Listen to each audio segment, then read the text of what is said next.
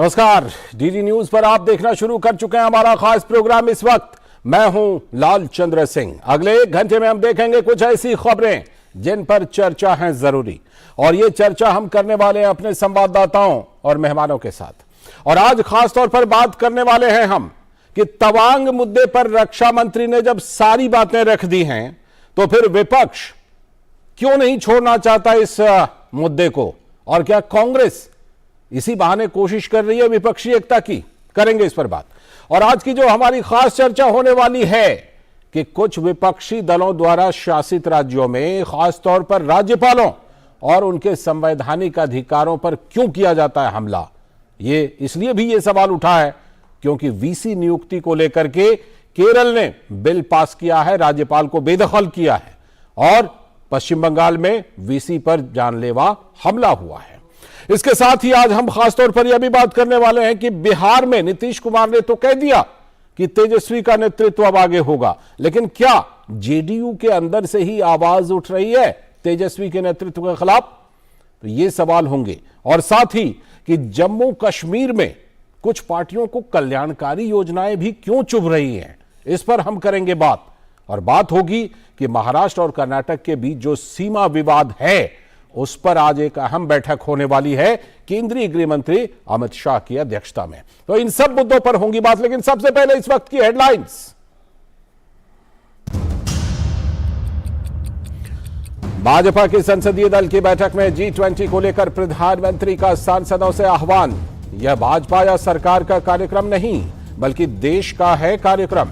प्रधानमंत्री ने गुजरात की ऐतिहासिक जीत का श्रेय पार्टी के राष्ट्रीय अध्यक्ष जेपी नड्डा, पार्टी के कार्यकर्ताओं और प्रदेश अध्यक्ष CR पाटिल को दिया। तवांग मुद्दे पर संसद के दोनों सदनों में विपक्ष का फिर से हंगामा। राज्यसभा में इस मुद्दे पर चर्चा कराने की मांग सभापति ने की खारिज। लोकसभा में विपक्ष के हंगामे और तख्तियां लहराने पर स्पीकर ओम बिरला की दिखी नाराजगी। स्पीकर बिरला ने विपक्ष को सुनाई खरी खोटी। दोनों ही सदनों में प्रस्तावित हैं अहम विधायी कार्य। भारत की अध्यक्षता में मुंबई में G20 के डेवलपमेंट वर्किंग ग्रुप की पहली बैठक जारी। बेंगलुरु में चल रही वित्त और केंद्रीय बैंक के प्रतिनिधियों की बैठक में अंतर्राष्ट्रीय टैक्स, समावेशी वित्तीय क्षेत्र को लेकर होगी चर्चा। IMF ने जताई उम्मीद, कम आय वाले देशों में खाद्य और ऊर्जा संकट, जलवायु, वित्त और ऋण संकट के महत्वपूर्ण मुद्दे को हल करने में मदद G20 के अध्यक्ष के रूप में भारत से निभा सकता है बड़ी भूमिका।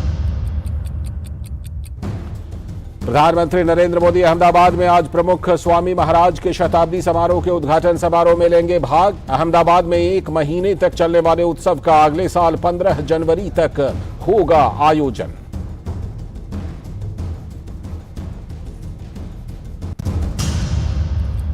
और अमेरिका के 3 दिवसीय दौरे पर पहुंचे विदेश मंत्री डॉक्टर एस जयशंकर आज परिष्कृत बहुपक्षवाद के लिए नए दिशा निर्देश विषय पर उच्च स्तरीय मंत्री स्तरीय चर्चा की करेंगे अध्यक्षता। भारत दिसंबर माह के लिए संयुक्त राष्ट्र सुरक्षा परिषद की कर रहा है अध्यक्षता। तो ये थी इस वक्त की हेडलाइंस, और अब हम देखते हैं खबरों को विस्तार से और करते हैं अपनी चर्चा की शुरुआत। और आज सबसे पहले जो हम चर्चा करने वाले हैं वो संसद में विपक्ष के रवैये को लेकर। ऐसा हम इसलिए कह रहे हैं क्योंकि तवांग LAC झड़प मामले में आज भी संसद में विपक्ष का हंगामा जारी रहा। तो ये जो झड़प का मुद्दा है, विपक्षी पार्टियों ने राज्यसभा में हंगामा करने के बाद सदन से इस मुद्दे पर वॉकआउट कर दिया। तवांग मामले पर कांग्रेस के अध्यक्ष मल्लिकार्जुन खड़गे की अध्यक्षता में विपक्षी पार्टियों की बैठक हुई और तवांग मामले और अन्य मुद्दों पर संयुक्त रणनीति बनाने के लिए राज्यसभा में विपक्ष के नेता खड़गे के कक्ष में यह बैठक हुई। जबकि रक्षा मंत्री राजनाथ सिंह कल ही दोनों सदनों में दे चुके हैं पूरे मामले पर विस्तार से जवाब, रख चुके हैं सारी बातें। रक्षा मंत्री द्वारा पूरी स्थिति साफ कर देने के बाद भी कांग्रेस समेत कई विपक्षी दल नहीं छोड़ना चाहते हैं इस मुद्दे को। गृह मंत्री अमित शाह ने लगाया था आरोप कि राजीव गांधी फाउंडेशन को चीन से मिले पैसे के मुद्दे से ध्यान हटाना चाहती है कांग्रेस।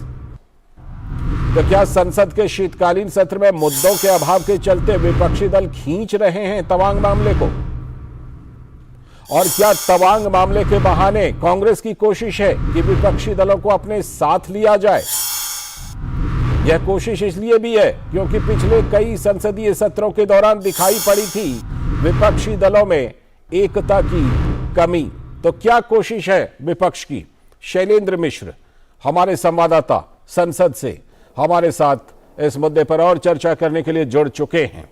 और शैलेंद्र, क्या तवांग के बहाने, सबसे पहले कांग्रेस की बात कर लेते हैं, क्या तवांग के बहाने जो एक कमी दिखाई पड़ी थी पिछले कई सत्रों में कि कांग्रेस की बात को कई विपक्षी दल नहीं मान रहे थे, संयुक्त रणनीति पर काम नहीं कर रहे थे, तो क्या कांग्रेस को तवांग एक ऐसा बहाना मिल गया है जिसके बहाने वो विपक्षी दलों को एक मंच पर लाने की कोशिश कर रही है? शैलेंद्र, देखिए, निश्चित तौर पर कांग्रेस उस कई मुद्दों की तलाश करती हुई दिखाई देती है, बहाने की तलाश करती हुई दिखाई देती है, जिससे वो जो अन्य विपक्षी दल है उनको साथ ले सके। हमने देखा कि इससे पहले के जो तमाम सत्र हुए हैं उसमें कई बार विपक्ष की भूमिका में टीएमसी लीड लेती नजर आई और कई बार जो बाकी दल थे वो कांग्रेस के साथ सहमत नहीं दिखे। कांग्रेस द्वारा उठाए गए मुद्दों पर उनमें कोई रुचि नहीं दिखी और अलग अलग मुद्दे विपक्षी दलों ने उठाए। अब इस मुद्दे को लेकर दरअसल कोशिश यह है मल्लिकार्जुन खड़गे की कि तमाम विपक्षी दलों को साथ लिया जाए, और हम देख रहे हैं कि लगातार वो विपक्षी दलों के साथ साझा रणनीति को लेकर एक बैठक कर रहे हैं। जब से वो कांग्रेस के राष्ट्रीय अध्यक्ष बने हैं उसके बाद से हम जानते हैं कि राज्यसभा में विपक्ष के नेता का पद उनके पास पहले से ही है, तो ऐसे में कोशिश उनकी यही है कि तमाम विपक्षी दल साथ आए। अब ये देखना होगा कि कितना साथ मिलता है, क्योंकि हमने देखा कि इस मुद्दे को लेकर कुछ विपक्षी दल ये जरूर कह रहे हैं कि जो बयान हुआ उस पर कुछ क्लेरिफिकेशन की मांग राज्यसभा में की थी सदस्यों ने, तो ऐसे में कम से कम क्लेरिफिकेशन होना चाहिए। जबकि हम जानते हैं कि चेयर की तरफ से ये स्पष्ट कर दिया गया आज जब फिर चर्चा की मांग हुई कि उसे खारिज करते हुए आगे की कार्रवाई चलाई गई। निश्चित तौर पर कोशिश दिखती है मल्लिकार्जुन खड़गे और कांग्रेस पार्टी की कि विपक्ष का संयुक्त विपक्ष में कांग्रेस लीड करे, ये एक प्रयास दिखता है। अब कितना इसका वो इसमें सफल हो पाते हैं ये अगले कुछ दिनों में पता चले। बिल्कुल, और बाकी विपक्षी दलों की भी बात कर लेते हैं। बाकी विपक्षी दलों को भी कहीं ना कहीं ऐसा लगता है कि ये जो शीतकालीन सत्र चल रहा है इसमें तवांग का मुद्दा ऐसा है कि उनके पास बाकी मुद्दों की कमी है और तवांग मुद्दे को वो ज्यादा खींचना चाहते हैं। हम ऐसा इसलिए पूछ रहे हैं कि देखिए, रक्षा मंत्री ने बिल्कुल साफ तौर पर सारी बातें पूर्णता के साथ रखी दोनों सदनों में, उसके बाद भी अगर विपक्ष इसको छोड़ना नहीं चाह रहा है तो ये सवाल उठ रहा है। शैलेंद्र, देखिए, जब सर्वदलीय बैठक हुई थी तब 3-4 मुद्दों पर यह कहा गया था कि विपक्षी दल उन पर चर्चा चाहते हैं, सदन में उसे उठाना चाहते हैं। चीन से जुड़ा मामला तो था ही, साथ ही साथ महंगाई का मुद्दा था, रोजगारी का मुद्दा था, और अब हम देख रहे हैं कि जो ताज़ा आंकड़े आए हैं उसमें महंगाई दर काफ़ी गिरी है। रोजगार पर जो आंकड़े पिछले कुछ दिनों से आ रहे हैं, चाहे वो प्राइवेट सेक्टर के हो या एक तरह से देखें नई नई नौकरियों की बात हो, तो निश्चित तौर पर एक उत्साहजनक आंकड़े हैं जिसमें हम रोजगार के मोर्चे पर देखते हैं या महंगाई को कम होते हुए देखते हैं। तो ऐसे में शायद विपक्ष को ये लगता होगा कि जिन मुद्दों पर वो सरकार को घेरने की कोशिश कर सकता था सदन के भीतर, खासतौर पर महंगाई के मुद्दे को लेकर, अब उस पर जो ताजा आंकड़े आए हैं तो शायद उस तरह से घेरना संभव न हो। लिहाजा ये जो मुद्दा है तवांग का, हालांकि हम जानते हैं कि कल रक्षा मंत्री राजनाथ सिंह ने स्पष्ट तौर पर दोनों सदनों में कह दिया कि इस पूरे घटनाक्रम में एक भी भारतीय सैनिक गंभीर रूप से घायल नहीं हुआ है, किसी की मौत नहीं हुई है, और खदेड़ दिया गया जो वापस उनको अपनी पोस्ट पर भेज दिया गया चीन की सेना को। तो बातें बिल्कुल स्पष्ट हो जाती हैं। आगे भी ये बता दिया गया कि कूटनीतिक स्तर पर मामला उठाया गया है, फ्लैग मीटिंग में उठाया गया है, और ये कह दिया गया है कि दरअसल इस तरह की जो कोशिशें हैं ये ठीक नहीं है, शांति बनी रहनी चाहिए। तो निश्चित तौर पर सरकार की तरफ से पूरी तरह से हम देख रहे हैं कि स्पष्ट हो गया है। बावजूद इसके विपक्षी दल, खासतौर पर कांग्रेस पार्टी जिस तरह का रवैया दोनों सदनों में अपना रही है, तो निश्चित तौर पर इसमें लगता है कि कहीं क्या कुछ छुपाया जा रहा है। चूंकि कल गृह मंत्री अमित शाह ने इस बात को कहा कि 5वें नंबर पर जो सवाल था राजीव गांधी फाउंडेशन को लेकर शायद वो नहीं चाहते थे कि उस पर जवाब आए, इसलिए कल प्रश्नकाल नहीं चलने दिया गया। और आज भी हम देखें कि वॉकआउट किया और उसके बाद सदन चल पाया, तो निश्चित तौर पर कांग्रेस पार्टी की रणनीति पर थोड़े सवाल तो खड़े होते ही हैं। जी बिल्कुल, मैं उसी पर आ रहा था कि कहीं ना कहीं कांग्रेस के ऊपर जिस तरह से कल गृह मंत्री ने कहा कि जो राजीव गांधी फाउंडेशन को चीन से मिला पैसा है, उससे भी कहीं ना कहीं ध्यान बटाने की कोशिश है कांग्रेस की। चलिए, बहुत बहुत शुक्रिया शैलेंद्र जुड़ने के लिए इस खबर पर और विस्तार से जानकारी रखने के लिए, बहुत बहुत शुक्रिया। हमारे संवाददाता शैलेंद्र मिश्र संसद भवन से जुड़े थे और हमें जानकारी दे रहे थे कि किस तरह से विपक्षी दल और खासतौर पर कांग्रेस तवांग मुद्दे पर पर्याप्त रूप से स्पष्टीकरण देने के बाद भी, रक्षा मंत्री द्वारा पूरी बात रखने के बाद भी इस मुद्दे को छोड़ने को तैयार नहीं है। वक्त है एक ब्रेक का, और ब्रेक के बाद जब लौटेंगे तब करेंगे आज की खास चर्चा। और आज की खास चर्चा हम करने वाले हैं कि क्यों राज्यपालों को, उनके संवैधानिक अधिकारों को, खासतौर पर वीसी की नियुक्ति के मामले को लेकर क्यों निशाना बनाया जाता है कुछ राज्यों में। देखते रहिए DD news.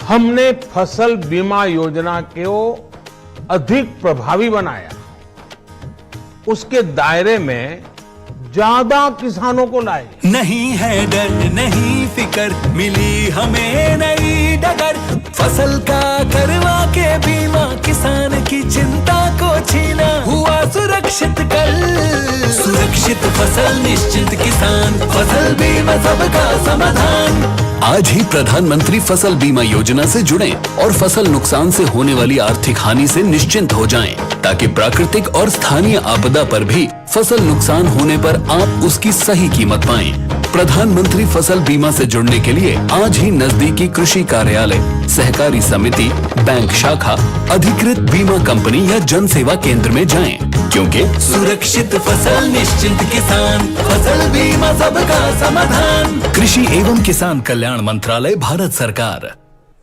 REC unleashes the potential of energy. REC funds energy. Funding that catalyzes. Funding that inspires. Funding that transforms. For sustainability and reliability. For investment and development. Adding value every day in every way. This is what our energy is. This is REC.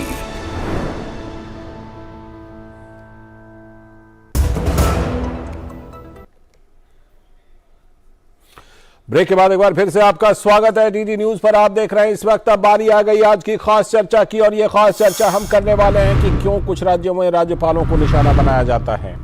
पश्चिम बंगाल और केरल में विश्वविद्यालयों के VC को निशाना बनाने का ये मुद्दा है, और इसमें क्या कुछ हुआ है। विश्व प्रसिद्ध विश्व भारती विश्वविद्यालय के वीसी प्रोफेसर विद्युत चक्रवर्ती की टीएमसी कार्यकर्ताओं ने कर दी है पिटाई।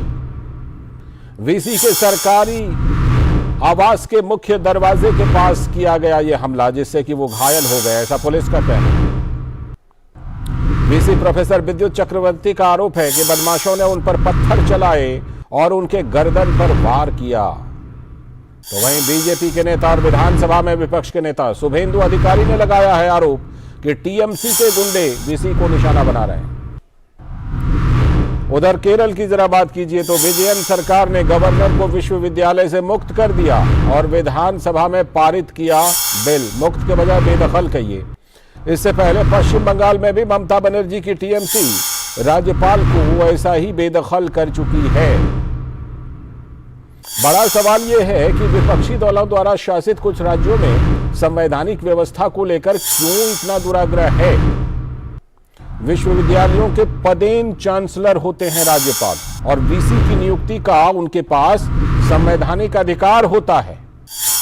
तो फिर कुछ विपक्षी दलों द्वारा राज्यपालों पर और उनके संवैधानिक अधिकारों पर क्यों किया जाता है हमला।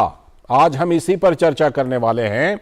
इस चर्चा में सबसे पहले प्रसेनजीत बख्शी पश्चिम बंगाल के अपडेट को लेकर हमारे साथ हाजिर हैं, और इसके साथ ही हमारे साथ दो बेहद खास नेता, सौरभ सिकदर भारतीय जनता पार्टी के प्रवक्ता हमारे साथ जुड़ चुके हैं, और साथ ही स्वयं प्रकाश पुरोहित जी टीएमसी की तरफ से अपनी बात को रखने के लिए टीएमसी के प्रवक्ता सभी का बहुत बहुत स्वागत।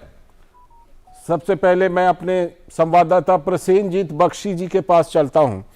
प्रसेनजीत जी, ये जानलेवा हमला हो गया है वीसी के ऊपर। हम पहले भी पश्चिम बंगाल में विश्वविद्यालयों में इस तरह की घटना देख चुके हैं, चाहे जाधवपुर यूनिवर्सिटी की बात करें या बाकी यूनिवर्सिटीज की। ये जो हमला हुआ है और ये जो आरोप लग रहा है कि टीएमसी के लोग थे जिन्होंने हमला किया, इस पर क्या अभी पुलिस ने कुछ कहा है? कुछ बातें सामने आ पाई हैं कि ये हमलावर थे कौन? देखिए लालचंद, पहले तो मैं ये बता दूं कि मैं टीएमसीपी मतलब तृणमूल कांग्रेस छात्र परिषद को थोड़ा राहत देने वाला हूं। ये जो विश्व भारती की स्थिति है, ये विश्व भारती का स्थिति आज का नहीं है। ये विश्व भारती का स्थिति वाम मोर्चे के समय से है और पिछले 3-4 वीसी कोई भी अपना पूरा समायकाल यहाँ पे पूरा नहीं कर पाया। विद्युत चक्रवर्ती 2018 में और अभी तक 5 साल उनका पूरा नहीं हो पाया, 2023 में पूरा होगा।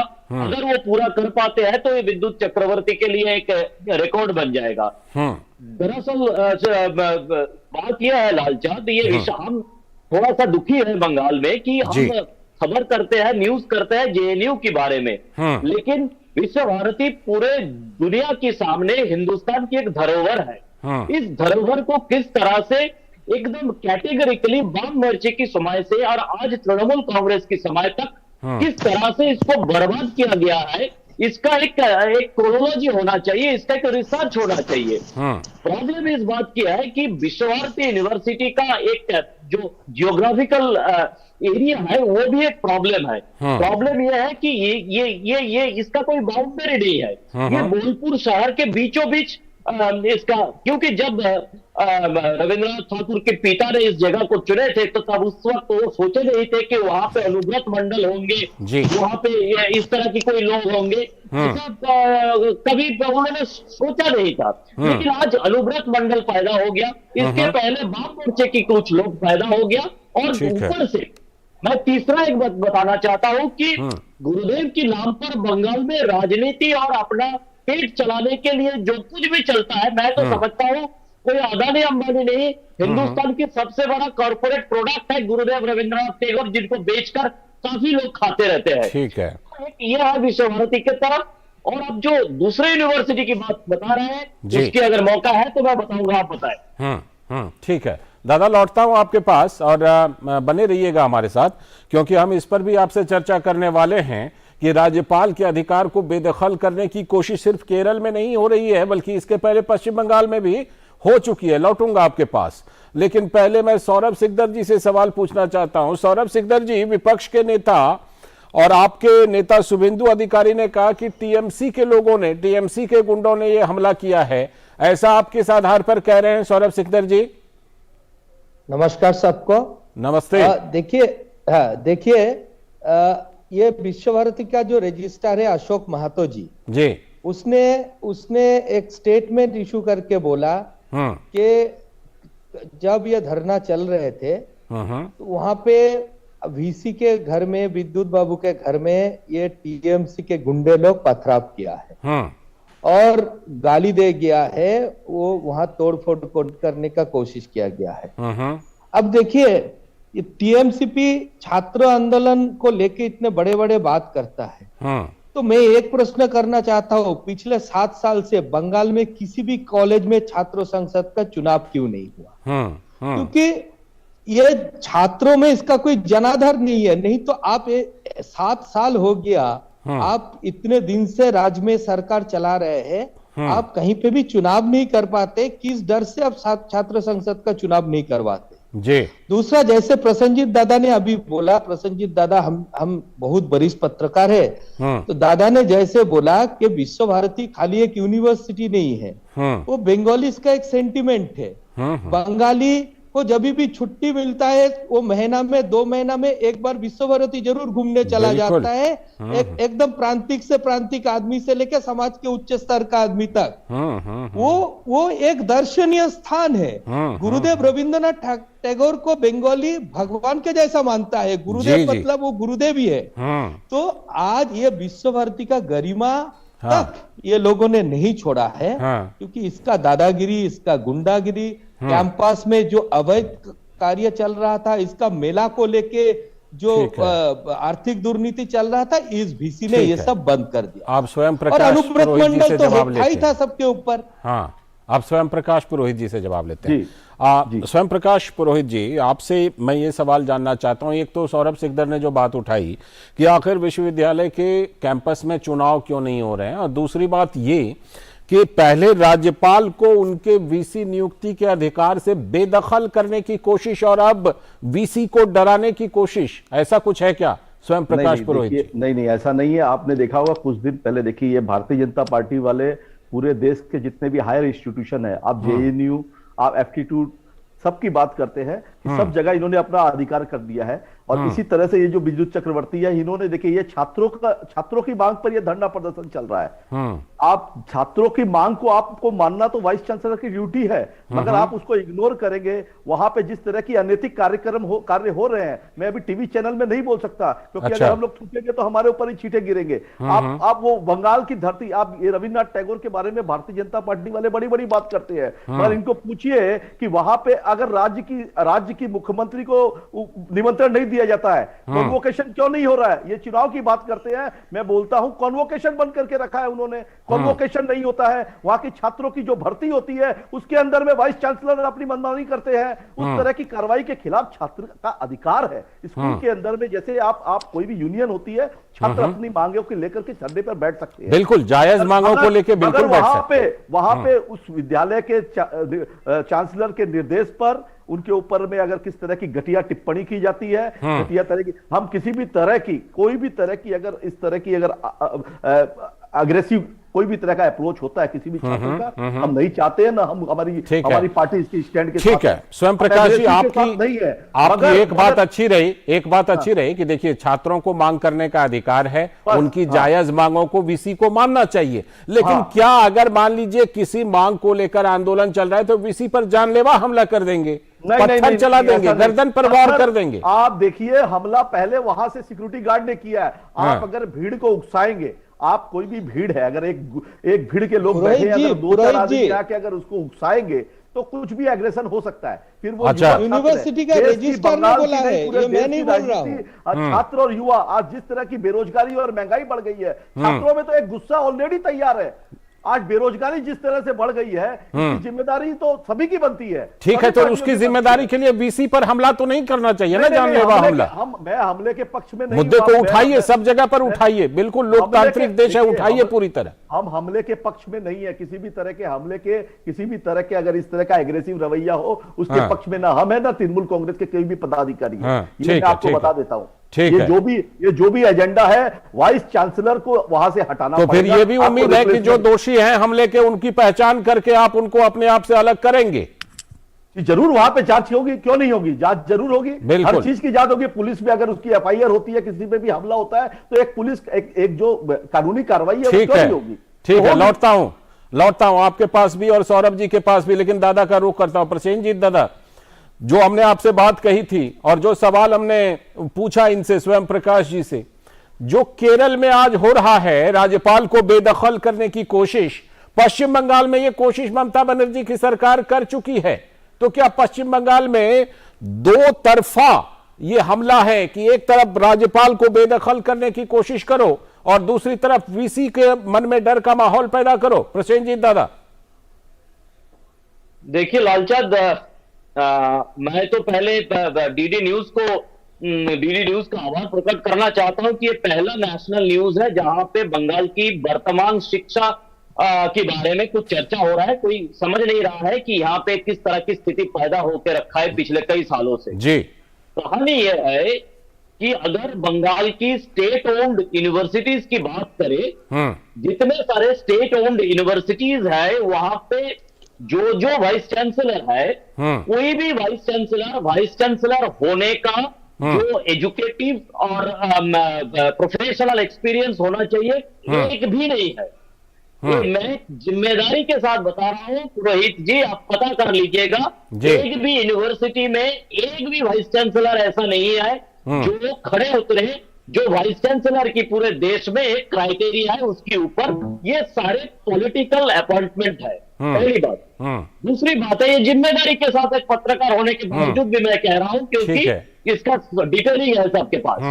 दूसरी बात, महामहिम जगदीप धनखड़ जी अपने 3 साल की जो यहाँ पे बंगाल में राज्यपाल के हिसाब से उन्होंने काम किया है, और उस वक्त वो चांसलर हुआ करते थे।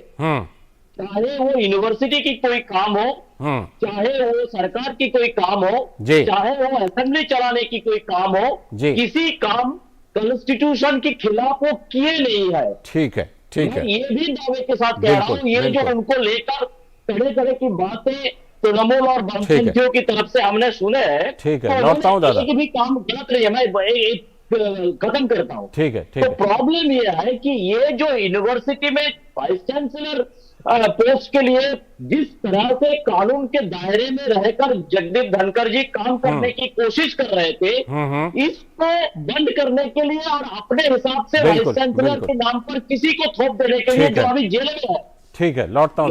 यूनिवर्सिटी का वाइस चांसलर अभी जेल में है, सुबीर भट्टाचार्य। तो इस तरह की वाइस चांसलर को लाके ऊपर में थोपने के लिए चांसलर के हिसाब से गवर्नर को आना जरूरी था। स्वयं प्रकाश जी आ रहा हूं। सौरभ सिकदर जी, जैसा स्वयं प्रकाश जी कह रहे थे कि आप हर जगह पर जेएनयू से लेकर के बाकी जगहों पर अपने लोगों को बिठा देते हैं, कब्जा कर लेते हैं, इसीलिए ये होता है। ये बताइए, आपके सत्ता में आने से पहले क्या राज्यपालों और वीसी की नियुक्ति की कोई दूसरी व्यवस्था थी क्या, जो आपने बदल दी सत्ता में आकर के? नहीं, बिल्कुल नहीं। मैं खाली प्रसन्नजीत दादा जो बोल रहे थे, इसका जवाब तो प्रसन्नजीत दादा ने दे ही दिया। हाँ। मैं खाली उसके साथ एक चीज ऐड करना चाहता हूँ। हाँ। आज बंगाल में हम ये यूनिवर्सिटी और शिक्षा व्यवस्था को लेके बात कर रहे हैं, जबकि आधा एजुकेशन डिपार्टमेंट जेल में है, शिक्षा मंत्री जेल में है, आधा एजुकेशन डिपार्टमेंट जेल में है। और ये किस बेकार और बेरोजगार की बात कर रहे थे? 12,000 से ऊपर लोगों को तो फॉल्स नियुक्त किया गया है। कोर्ट का राय आने वाले 21 तारीख को। ठीक है, और इसीलिए तो इन लोगों को क्या जवाब देंगे? ले लेते हैं जवाब स्वयं प्रकाश जी से। स्वयं प्रकाश जी बताइए, स्वयं प्रकाश जी बताइए कि क्या पहले कोई और व्यवस्था थी जो इस तरह से हमले किए जा रहे हैं, राज्यपाल को बेदखल और वीसी पर हमले? पहले हम मुद्दे की बात करते हैं। ये जो मुद्दा है वाइस चांसलर का, आप देखिए 24 नवंबर से ये जो आउट स्टेशन के जो लोग हैं उनके लिए हॉस्टल में कमरों की नियुक्ति को लेकर के ये मांग थी। इस मांग को लेकर वो लोग धरने पर बैठे हैं। ये क्या गैर जायज मांग है? इस मांग को लेकर के बैठे। ठीक है, धरने पर बैठने तक सब सही है। नहीं, उसके बाद में वहां के जो सिक्योरिटी गार्ड्स हैं वो वहां पे शराब पी करके बाकायदा वहां पे पकड़ी गई है बोतलें। वो जो वहां के स्टाफ जो है, जिसकी जिम्मेदारी वाइस चांसलर की डायरेक्ट बनती है, वाइस चांसलर का एक वीडियो डायरेक्ट वायरल होता है। अगर इन मुद्दों में सच्चाई है भी तो इसको उठाने का तरीका होगा ना, या वीसी पर हमला कर देंगे? नहीं, आप हमले के ऊपर जा रहे हैं।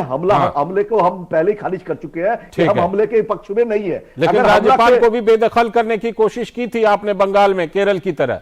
नहीं, देखिए राज्यपाल, देखिए जो भी काम हुआ है संवैधानिक अधिकारों से हुआ है। ऐसा तो नहीं है कि उनको हटा दिया गया। चलिए सौरभ जी, कुछ चलते चलते बात रखना चाहते हैं क्या? एक मिनट, इन्होंने ये कहा कि शिक्षा मंत्री, तो आपको पता होना चाहिए कि वो शिक्षा मंत्री नहीं है। शिक्षा मंत्री हमारे बार्तो बासु है अभी, और जिनका नाम ले रहे हैं वो नहीं है। ठीक है सौरभ जी, चलते चलते कुछ कहना चाहेंगे? सौरभ जी, आप रखिए, गलत काम करने वालों को, शुभेंदु अधिकारी को आप स्टूडेंट का धरने की आवश्यकता नहीं है। आप रखिए शुभेंदु अधिकारी को। ये टेड वाले जो 5 साल से बैठे हुए हैं, अधिकारी जैसे नेता बैठे हुए हैं, जो टीवी चैनल पर रुपये लेते हुए पकड़े जाते हैं, चलिए भ्रष्टाचार के आरोप। चलिए, समय की कमी है लेकिन ये गंभीर मुद्दा है। आप भी हमले के पक्ष में नहीं हैं स्वयं प्रकाश पुरोहित जी, इसलिए उम्मीद ये करते हैं हम लोग कि जो कोई भी दोषी होंगे उनकी पहचान करके उनको अपने आप से अलग करेंगे, क्योंकि ये राज्यपालों के संवैधानिक अधिकार से उनको बेदखल करने की बात हो, वीसी को डराने की बात हो, ये लोकतंत्र के लिए, संघीय व्यवस्था के लिए बिल्कुल खतरनाक है। बहुत बहुत शुक्रिया स्वयं प्रकाश जी जुड़ने के लिए और अपनी बात को रखने के लिए, साथ ही सौरभ सिकदर जी और साथ ही प्रसेनजीत दा जुड़ने के लिए और इस पर चर्चा में भाग लेने के लिए बहुत बहुत शुक्रिया आप तीनों का। वक्त है एक ब्रेक का, और ब्रेक के बाद जब लौटेंगे तो करेंगे कुछ और अहम खबरों पर चर्चा।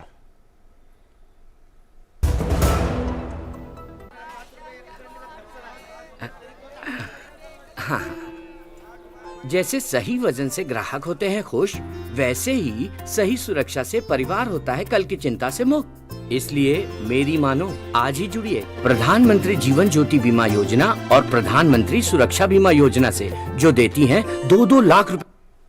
उठाइए समझदारी, निभाइए जिम्मेदारी। आज ही अपनी नजदीकी बैंक शाखा या डाकघर जाकर इन योजनाओं से जुड़ें। REC unleashes the potential of energy. REC funds energy. Funding that catalyzes. Funding that inspires. Funding that transforms. For sustainability and reliability.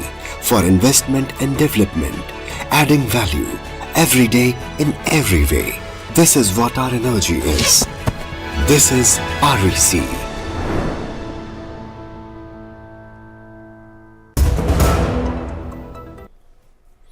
Break के बाद एक बार फिर से आपका स्वागत है और डीडी न्यूज पर आप देख रहे हैं इस वक्त। और अब हम जो बात करने वाले हैं वो बिहार से है, क्योंकि बिहार की राजनीति में कल कुछ बड़ा हुआ था और वो जो बड़ा हुआ था उसी पर हम चर्चा करने वाले हैं कि क्या अब नीतीश कुमार से बिहार में बाहर नहीं, राज्य में नेतृत्व को लेकर राजनीतिक असमंजस की स्थिति पैदा हो गई है।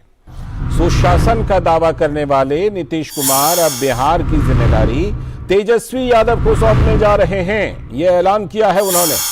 कानून व्यवस्था के बिगड़े हालात और जहरीली शराब की बढ़ती घटनाओं ने सुशासन के दावे को बिहार में कमजोर कर दिया है। छपरा में जहरीली शराब पीने से 17 लोगों की मौत हुई है। पिछले वर्षों में जहरीली शराब से 200 से भी अधिक लोगों की मौत हो चुकी है। महागठबंधन में भागीदार आरजेडी से लेकर जेडीयू के भी कई नेता बिहार में शराबबंदी को फेल बता रहे हैं। बिहार में शराबबंदी से जुड़े कानून के तहत गरीब, दलित, आदिवासी समुदाय के 4 लाख से भी ज्यादा लोग जेलों में बंद हैं। लेकिन सियासत में पलटने के अभ्यस्त नीतीश कुमार ने अपनी सियासत से एक बार फिर से लोगों को चौंकाया और वो नीतीश कुमार अब आरजेडी के तेजस्वी यादव के नेतृत्व में अगला विधानसभा चुनाव लड़ना चाहते हैं। महागठबंधन की विधानमंडल दल की बैठक में नीतीश ने मुख्यमंत्री के लिए तेजस्वी यादव को अपना उत्तराधिकारी बताया, लेकिन जेडीयू के अंदर से ही इसका विरोध हो रहा है। वरिष्ठ नेता उपेंद्र कुशवाहा ने नीतीश के इस कदम को आत्मघाती करार दिया है, तो विपक्षी दल बीजेपी के नेता और पूर्व उप मुख्यमंत्री सुशील मोदी ने नीतीश के इस कदम को लालू यादव के सामने आत्मसमर्पण करार दिया। याद कीजिए, लालू यादव के विरोध और जंगल राज के खिलाफ ही नीतीश ने बिहार में लोगों को अपने पक्ष में किया था। तो अब बड़ा सवाल यह है कि लालू की नीतियों का समर्थन करके नीतीश कुमार जनता का भरोसा बचा पाएंगे? क्या कहा है उप मुख्यमंत्री और कभी नीतीश कुमार के सहयोगी रहे सुशील मोदी ने? सुनिए पहले। इस वक्त सीधे आपको लिए चलते हैं राज्यसभा, जहां निर्मला सीतारमण वक्तव्य दे रही हैं। So that's one picture about the macroeconomic situation. The second, despite, quote again, India's forex reserves above US $500 billion are among the largest holdings of international reserves in the world, and together with net forward assets provide adequate buffer against global spillovers. Then it goes to say, India's economy grew faster than most of the major emerging market economies in Q2, that is of financial year 2022-23. It grew, of course, this is an addition I want to draw here, it grew more than Brazil, Mexico, China, South Africa and Thailand. The report also says short-term external debt was 4% of GDP in 21-22, a decline of 1.4 percentage points since 12-13.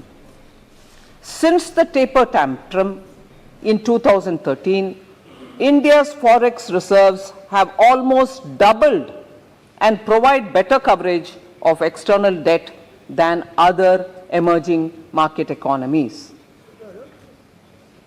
Then it goes to say India is more resilient relative to the other EMEs. with strong growth, low private sector indebtedness, and high foreign exchange reserves, but with high public debt and a recovering banking sector. The last two quotations from the same report. India's economy is relatively more insulated from global spillovers than other emerging markets. India is less exposed to international trade flows and relies on its large domestic market. India's external position has also improved considerably over the last decade. And the last quote from this World Bank report is, amidst intensifying global headwinds, India is better placed than it has been in the past and compared to its peers to manage external macro financial shocks. So this actually gives a picture of where India is today. And these are after looking into the fundamentals which is prevalent today, and therefore this particular first batch of supplementary demand for grants is coming in this backdrop. It is coming in this backdrop, which is not claimed by me, but it is a picture which the World Bank has given for us. This supplementary demand for grants includes 75 demands, 6 appropriations, and the out of the cash outgo, which is a total of 3,25,756 crore. The total gross additional expenditure is, of course, 4,35,938 crores. The revenue component of the cash outgo is 2,94,703.86 crores, and 31,052 crores is under capital section. Besides this, we are also coming up with the excess grant demand, which pertains to the 2019-20 for 3 appropriations which had to happen, and this is completely on the recommendation of the PAC, the Public Accounts Committee, and that totals 32,637 crores. So I know quite a few members have gone into the details of what these supplementary demand have been for. I'll just highlight as to how these are demands which are so critical for us now, and I'm sure I didn't hear anybody objecting to any of these supplementary demands.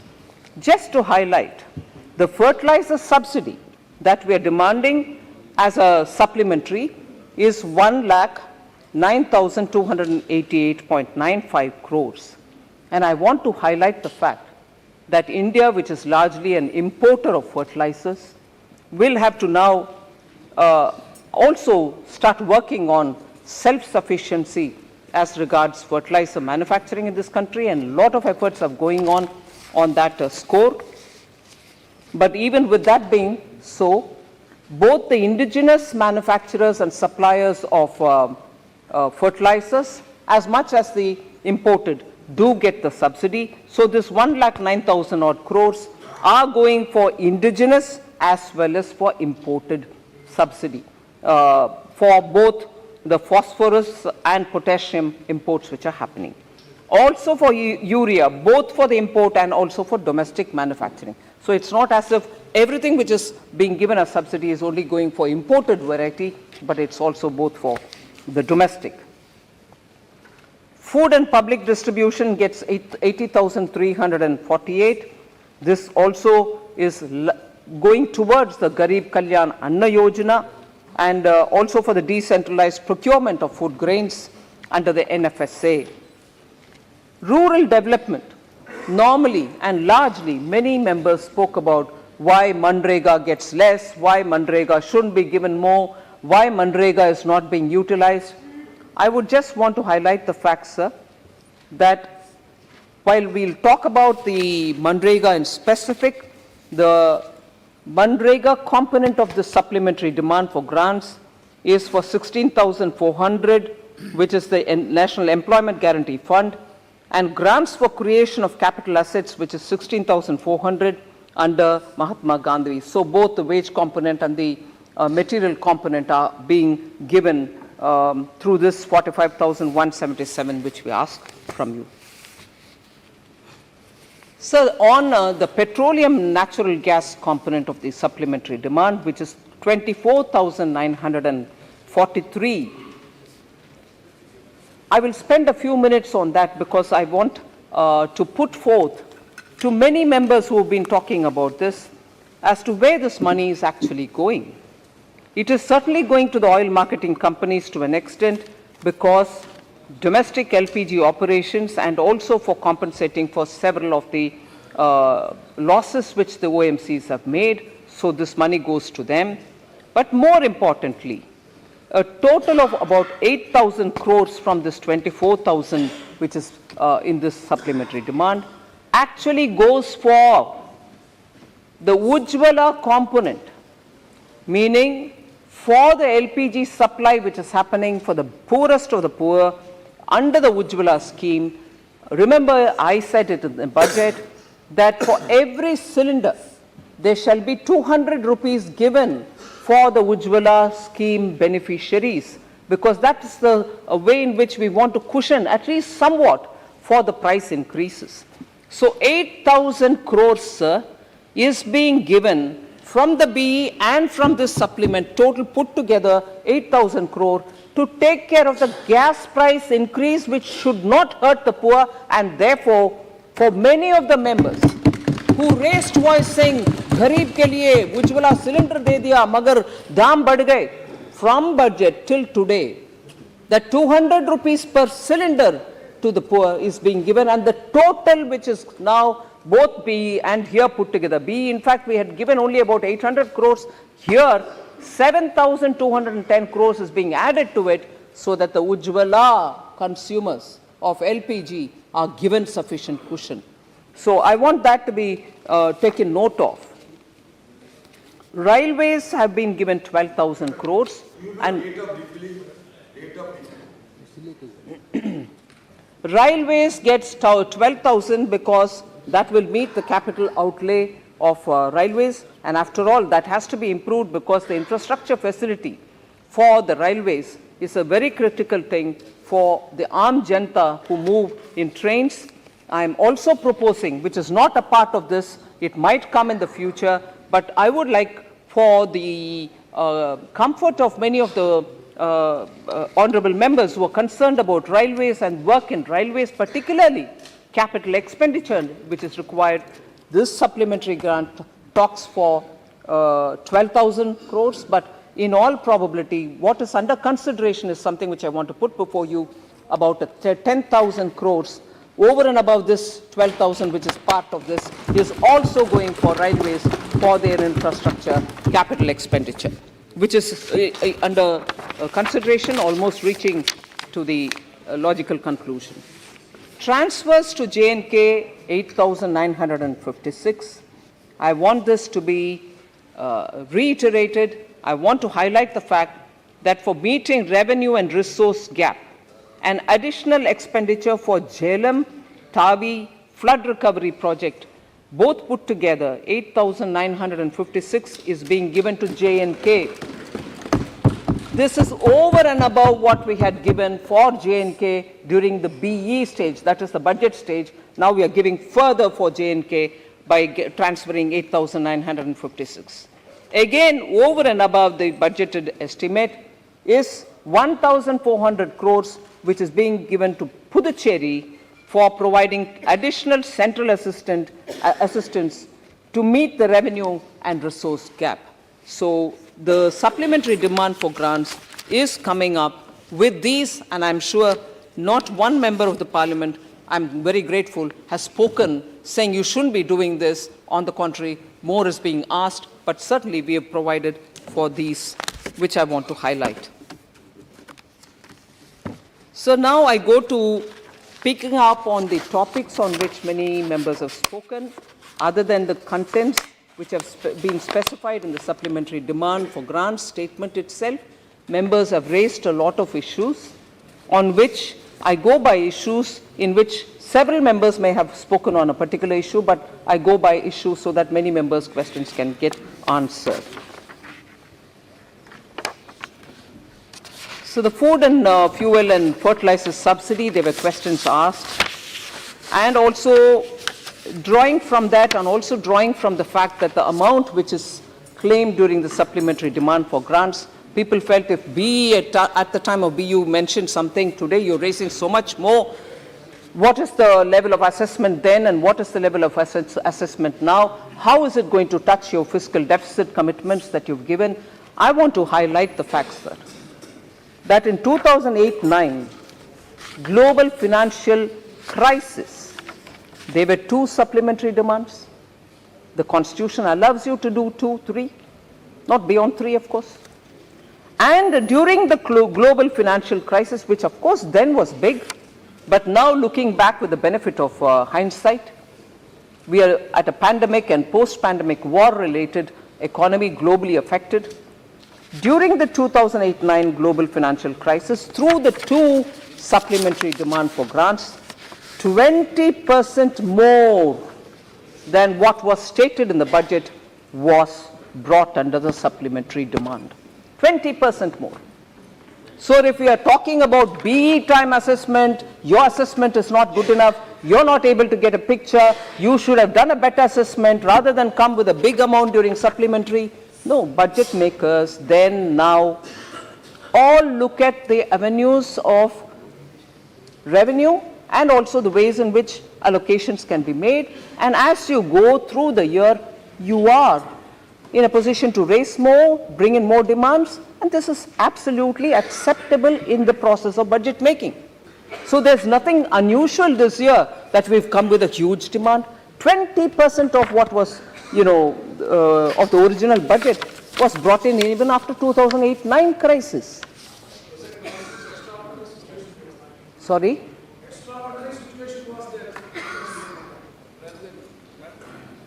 Extraordinary, sir. I agree, extraordinary. We can always rank which is even better or worse extraordinary, but anyway. So, global financial crisis. You brought up 2 supplementary demands for grants. 20% of what was given in the budget estimates have been brought as extra supplementary demand. 2020-21, immediately post the pandemic, there were again 2 supplementary demand for grants, and in that 19% more than what was originally budgeted for has been brought in. And now with this just 1, and possibly there will be 1 more during the budget time and not beyond that, only 8% of the current budgeted estimate is being brought in here. So I want the members to take cognizance of these facts and so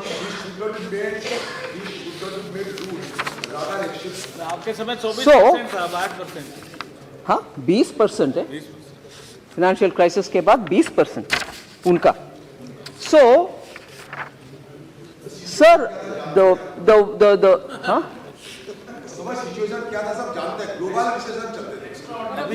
extraordinary. अभी pandemic के बाद extraordinary इतना नहीं है. So sir, revenue position, fiscal room that is available, and also responding to the need are all characters of, or characters which, or features which infuse the confidence with which you come with a supplementary demand. And that is what I am also now hoping, that because of the buoyancy of revenue, the room to operate that I have, and also because I need to respond to situations which are developing in the ground, we are doing this. So I want just this to be kept in mind. So if that is the way it is, the first concern which most members spoke about is about this budgetary problem, coming with a supplementary demand, will you be able to contain fiscal deficit? So that is the first issue, which beyond that, sir, the issues for which there's been a lot of concern are, of course, inflation, talking about rupee depreciation, unemployment, fishermen, coastal communities, and also about fellowships which are not being given to the minority community. Broadly. But I will go by the issues and yes, I'm beginning with it. Sir, in the budget estimate for Manrega, we had given 73,000 crores. Now with the supplementary demand for grants, we are coming up with 16,400 more. Manrega is an effective instrument, madam. Do you think Manrega is an effective supplementary demand की बात करो? So 16,400 crores now, sir. Here, there is now very obviously a declining demand for jobs in the rural areas. In the rural areas, the demand for Manrega in the recent past has been coming down. However, 73,000 in the BE and also 16,400 now. It is not coming down. People are not having the opportunity of doing job. Should not Manrega is a demand-driven program, sir. Demand-driven. Yeah. And if demand doesn't come, should I read it as it's going up? That's a different issue. I'm answering that also. When demand is demand, I'm talking about demand. When it is not being honored because you have some other issue, I will talk about that as well. But there is a declining trend in the demand-driven. All right. Okay. Sir, I will have to listen to everything that they say, but when I say something, if they have an objection, they can always ask me later. But they can't go on continuously disrupting my answers, sir. माननीय मंत्री महोदय जब जवाब दे रहे हैं, जब आप बीच में डिस्टरबेंस नहीं करें, आपको पर्याप्त समय पर्याप्त मौका सभी माननीय सदस्य को दिया और माननीय मंत्री महोदय से मेरा आग्रह है, मैंने उनको अलाउ नहीं किया है, आप उनकी बात का जवाब ही नहीं दें, आप तो अपनी बात का जवाब दें, जब मैं कहूं उनको बोलने की जब आप जवाब दें.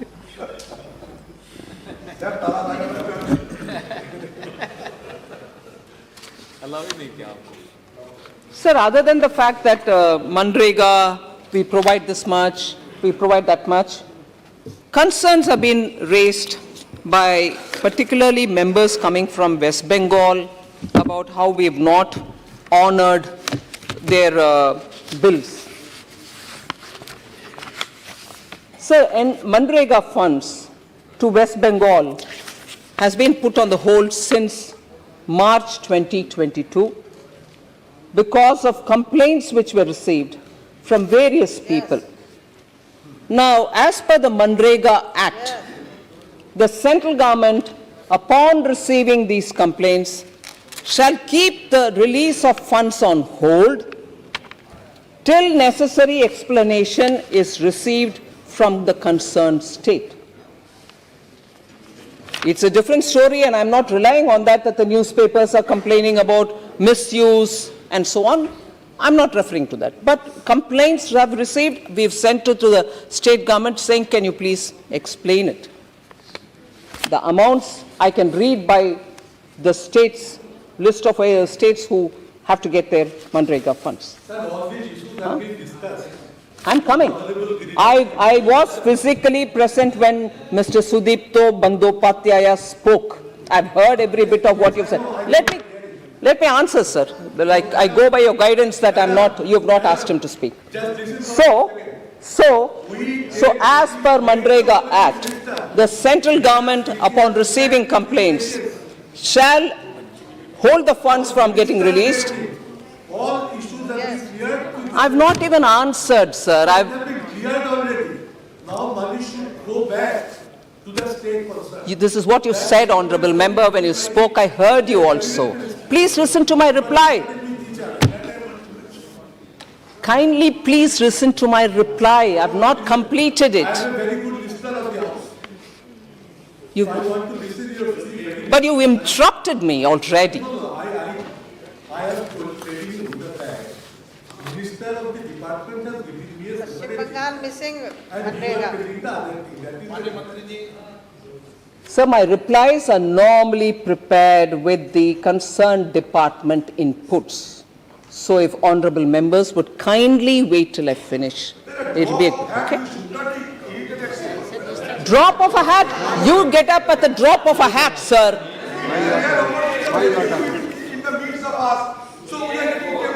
Anyway, sir. So it is held.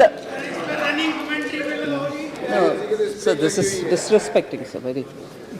In the case of West Bengal, explanation was sought from the government. The explanation is yet to be received. Explanation from West Bengal government is yet to be received, and therefore what has to be held back is being held back. So that's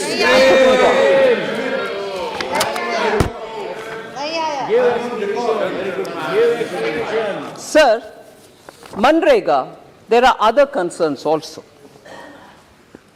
Concerns about no, enough is not being done, enough is not being.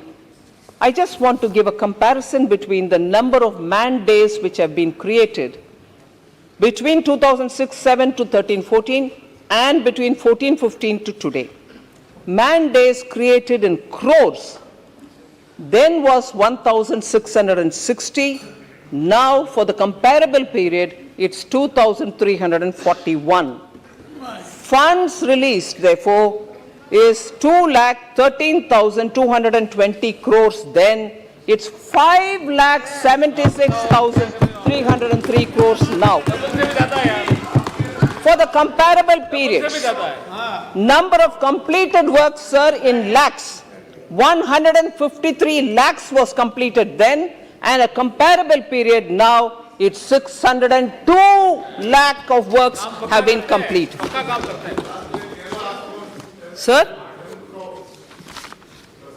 So that's for the Manrega.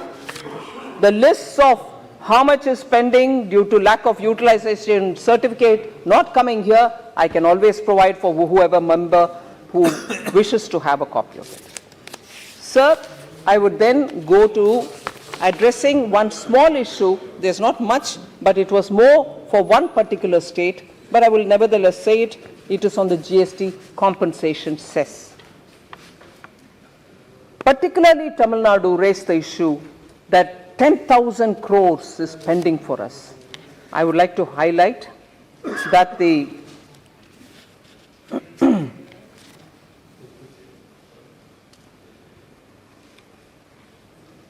only last week, sir, Tamil Nadu has sent a claim for 4,224 crores, and this is for the year 2020-2021. And that's under examination. The moment that is cleared, the money will be released. It was released only, received only last week. And the AG certified figures for 21-22, which is again the year ended in March 2022, are not yet received from the state. So I do not know where that honorable member from Tamil Nadu had 10,000 crores as claims saying you have not given us. You have given us a claim which is with the AG certificate for the year 2020-2021, which is for 4,224 crore rupees, which was received last week. But no AG certified claim has reached us for the year 21-22, that year ending March 31st, 2022. So 10,000 doesn't even add up. As it is, sir, as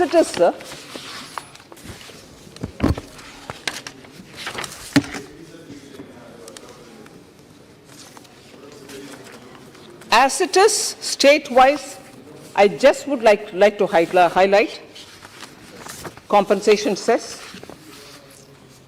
for the period of ending June 2022. Tamil Nadu balanced GST compensation, which is yet to be released, which is whether after we receive from them for 2021-22 only, we have not received yet. For 22, in up to June, where every state would have to get their due, for Tamil Nadu pending is only 1,200.6148 crore rupees. So first we need AG certificate for the year 21-22. AG certificate ke saath 2021 has been received only last week. And for the year, for the month ending June, when the compensation cess comes to an end for all states, Tamil Nadu's due is only 1,200. All put together, it's still not 10,000 crores, sir. I thought I should make that clear. Then there was a lot of concern about fiscal deficit. I certainly want to explain that a bit, sir, because that is a very important issue on which members of parliament will have to be informed. Fiscal deficit was estimated to reduce from 6.9% of GDP in the last year's RE to 6.4% of GDP in the current year's BE. This is very much in line with the government's commitment to achieve fiscal consolidation announced in the budget of 21-22. That is to reduce the fiscal deficit to a reasonable level till 25-26.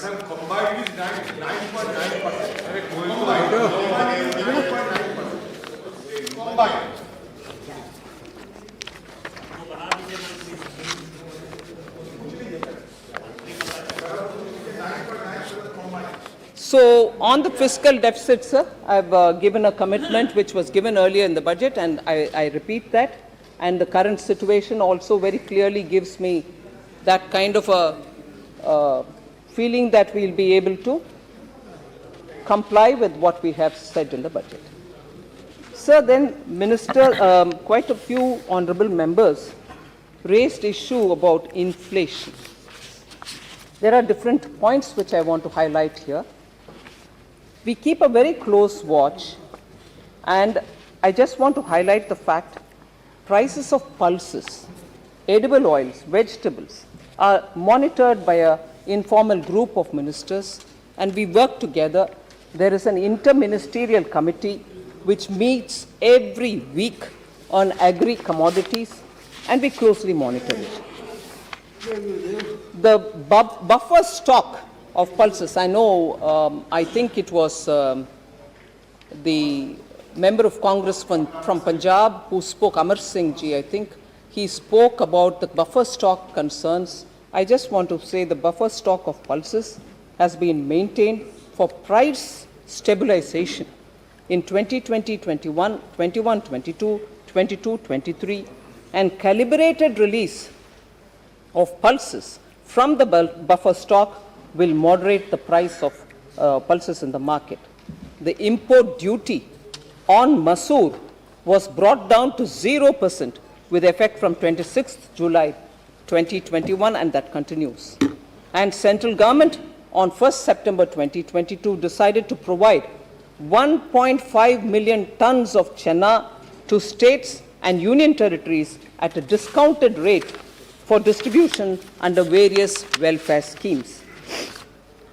The central government, of course, has central government on May 21st, 2022, cut the excise duty by 8 rupees on petrol and 6 per litre on diesel by cutting down the road and infrastructure cess.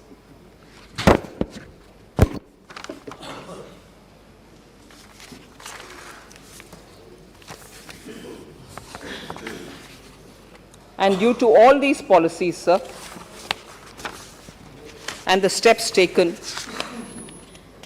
I'm glad to say we've just not been talking, we are acting. The latest data on CPI proves it. Inflation has come, and it is now come down, and it is now in the tolerable band of the RBI. Inflation has been declining since April 2022, and it is declining further. CPI for November 2022 came down to 5.88% year on year, down from 6.77 in October. So I want that taken cognizance of.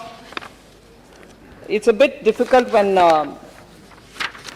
parties raised question on inflation, who saw double-digit inflation during the period.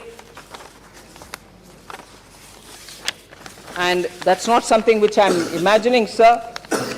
I'd just like to say the inflation data in November of 2013 was at 19.93%.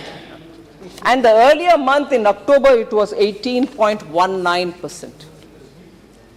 And when record was like this, to ask us who have worked to bring the inflation down from 6.77 in October to 5.88 in November, here the same time, 19.93 in November, October 18.19 in 2013.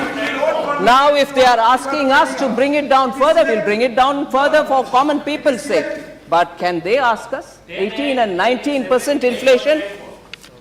Double digit रहा आपका don't go for peak and degree select अरे 2-3 साल तक रहा double digit 8.94 sir आज दोपहर 12 बजे के करीब WPI नंबर्स आया है, वो भी देखने लायक है sir.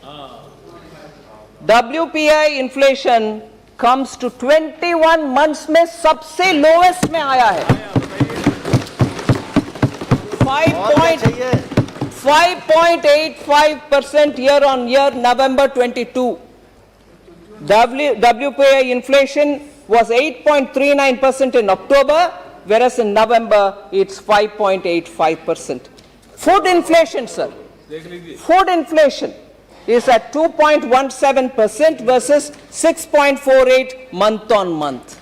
So, inflation management or inflation control, Prime Minister Modi and his group of ministers and officers are constantly watching and taking periodic intervention measures. As a result, you find the results coming here.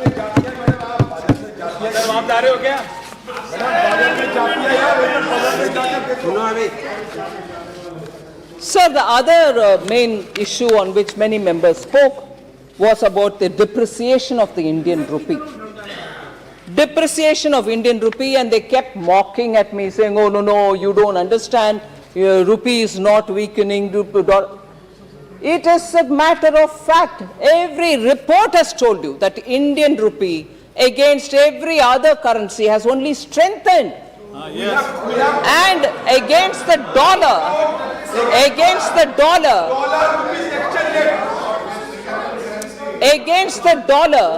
we have performed much better than many other emerging market economies. I will detail out the information. So, if you have patience, sir, kindly, I seek your indulgence so that I can read the numbers out for members to benefit from.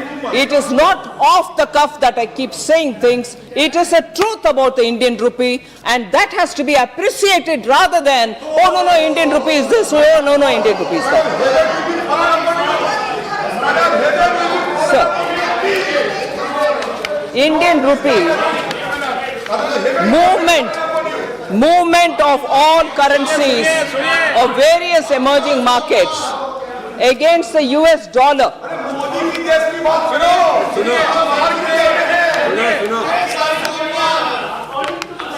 Sir,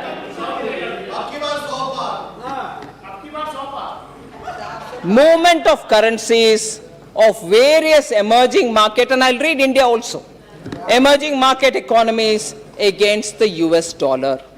And this is over a period April 1st to 30th November 2022. This year, this financial year. Sir, Turkey. तो ये आप सुन रहे थे लोकसभा से सीधा प्रसारण, जहां वित्त मंत्री निर्मला सीतारमण अनुपूरक मांगों पे जो चर्चा चल रही थी, अनुदानों पे जो चर्चा चल रही थी, उसका जवाब दे रही थी। उन्होंने तमाम पक्षों की तरफ ध्यान दिलाया कि कैसे भारत की अर्थव्यवस्था तेज़ गति से आगे बढ़ रही है। साथ साथ यूक्रेन और जो महामारी का संकट है उसने भी हमारे ऊपर एक असर डाला। उसके बावजूद मुद्रास्फीति पर लगातार नज़र रखी जा रही है और अर्थव्यवस्था अभी भी पूरी दुनिया में भारत की अर्थव्यवस्था सबसे तेज़ अर्थव्यवस्थाओं में शुमार है। फिलहाल हमारे इस प्रसारण में इतना ही। नमस्कार।